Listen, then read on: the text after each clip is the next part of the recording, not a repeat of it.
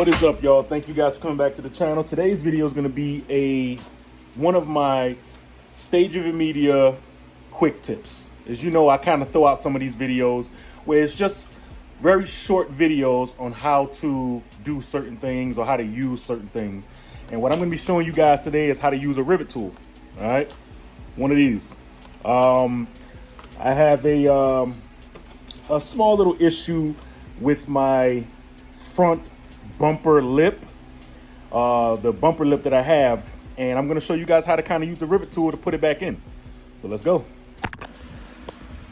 All right, guys, so I got this rivet gun from Harbor Freight. It was, if I'm not mistaken, it was about 10 bucks. Now they had a bunch of different ones that was ranging from, this one being the more, less expensive, to the more like super expensive. I mean, it went up to around $30 for a whole one like this, which to me, I was like, well, what's the difference? I was looking around for the difference, didn't really see a difference.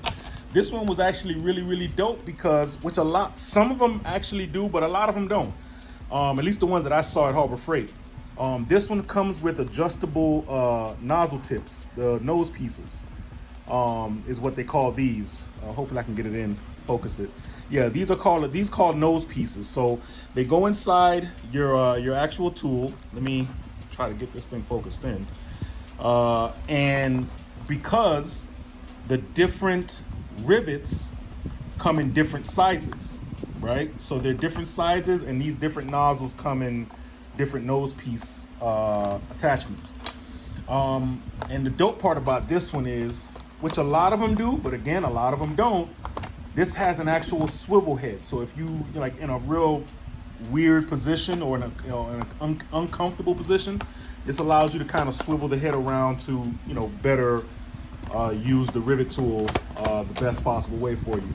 I'm gonna go through basically setting this up. I'm gonna explain to you guys how kind of this works. And then what I'm gonna be doing is setting up, fixing this piece right here, if you guys can see it.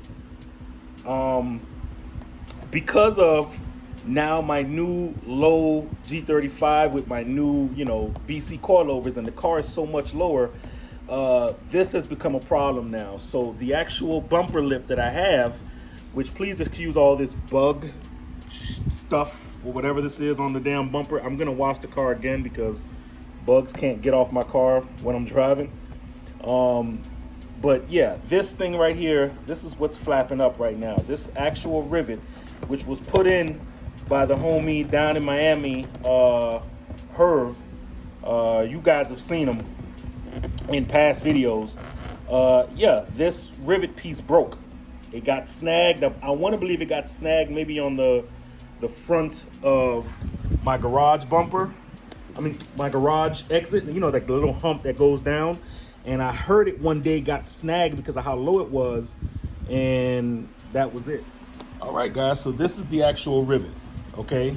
Now, I want to kind of let you guys know how, the actual names. If you could see, it almost looks like a regular nail that you would nail into, a piece of wood or whatever. But yeah, this is the actual rivet. And what this piece is, this long piece right here, this is called the stem. The professional name for this is called the mandrel, M-A-N-D-R-E-L, mandrel. And this is just the rivet head right here. So with this rivet head, and you got the mandrel right here, this is what goes in. And then when you're putting this inside the rivet tool, it goes in like this. For instance, this head right here isn't the actual, this headpiece is not the one for this.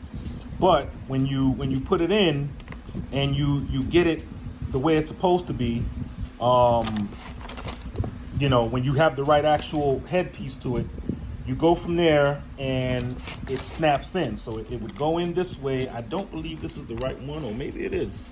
Yeah, okay, it is. All right, cool. So you put it in there, it spreads itself open, and then what happens is when you clamp down, snip, comes off. All right.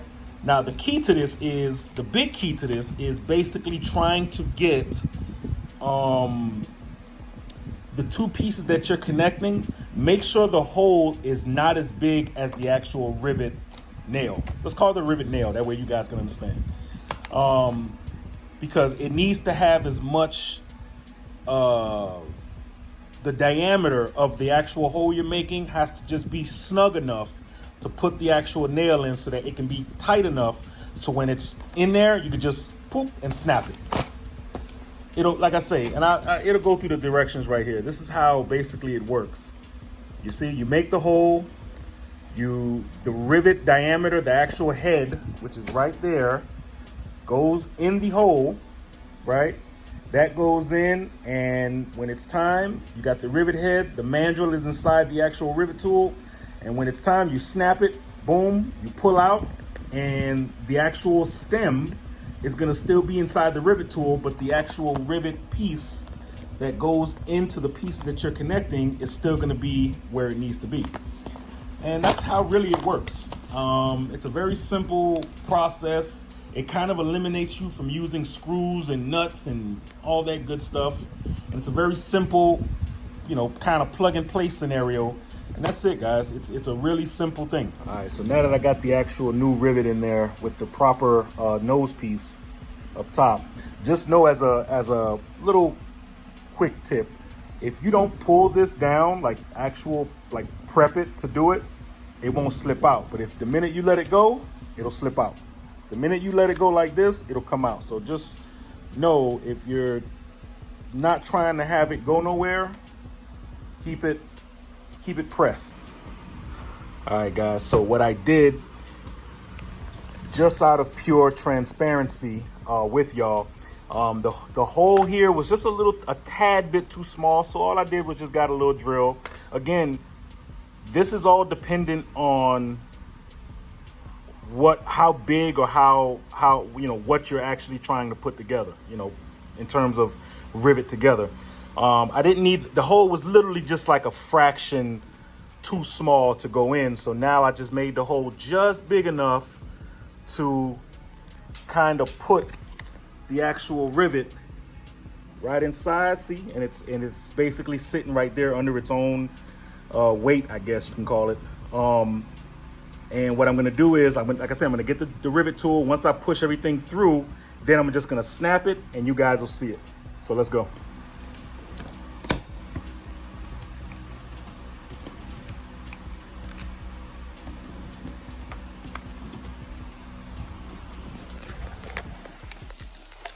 There you go, guys.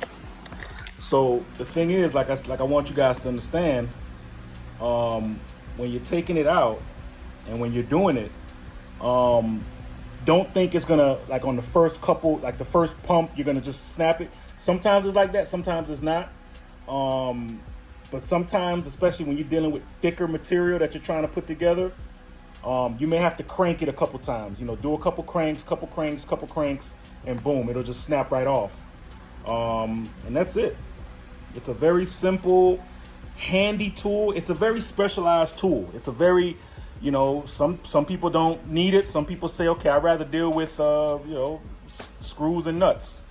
You know what I mean? I'd rather deal with that. You know what I mean?